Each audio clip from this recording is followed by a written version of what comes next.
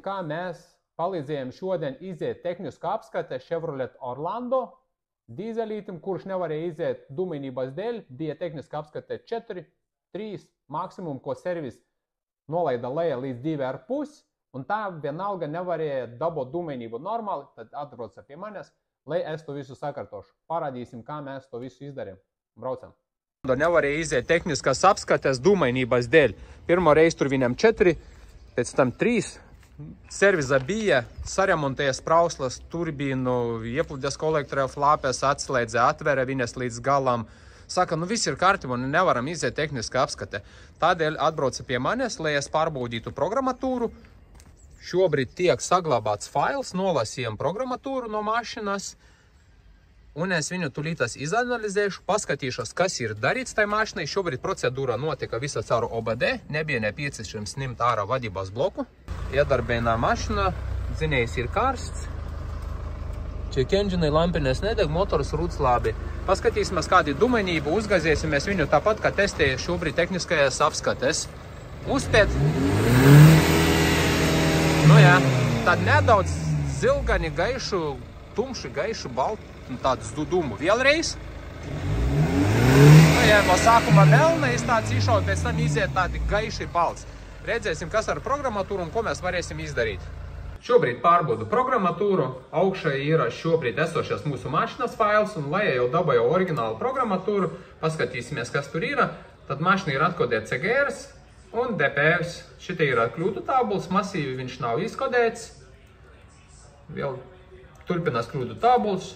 Un DPF switch ir atkodēta. Tā kā jauda nav celta, ir oriģināli atkodēta ekoloģija, viennozīmīgi tas, ka ir pēc arī programmatūras spriežot to, ka ir problēma pašai mašinai. Ieliekot, piemēram, atpakaļ DPF-u, ar to problēmu tu neatrisināsi, tad problēmu var atrisināt izlaicīgi. Acīm redzot, kad mēs uzgāzējām, redzēja dūmi izšāvās sākumā tādi melni, pēc tam gaiši. Tad nozīm, kad ir problēma vai no ar sprauslam, vai ar eļļu, turbīna, kārtera ventilācijas, jebkas tur varētu būt. Nu, to vajadzēs jau servisam atrisināt problēmu. Šobrīd mēs taisam, lai varētumēm visu sakārtot dumainību un normāli izietu tehnisku apskati. Rakstās ieša programmatūra. Paskatīsimies, kāda būs dumainība. Un šobrīd tiek pārbaudīta dumainība. Pirmā gāzēšana bija 1,09. Ar Texas aparātu šobrīd mēs pārbaudām dūmus. Tulītā spiedīsim motora reiz, spiedam gāzes pedāli. 0,94. Pirmais bija vieninieks, tagad 0,94. Atgādināšu to, ka dumainība bija 4 tehniskā apskate. Diezgan paliela. Pārbaudījām programmatūru, nolasījām failu, uztaisījām diagnostiku, sakārtojām programmatūru, ierakstīju iekšā un tagad pārbaudām kā vērtību vieninieks. Un tagad tehniskā apskate būs tai mašinai. Gāzies labi. Viss, kas kārtībā, tests ir izgājies.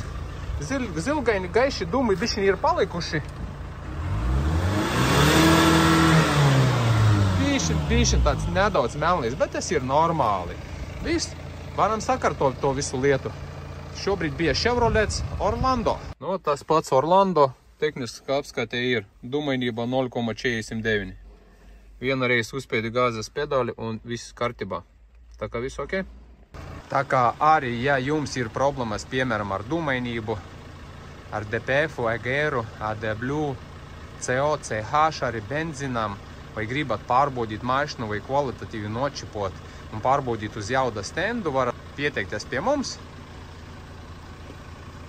277 44 725.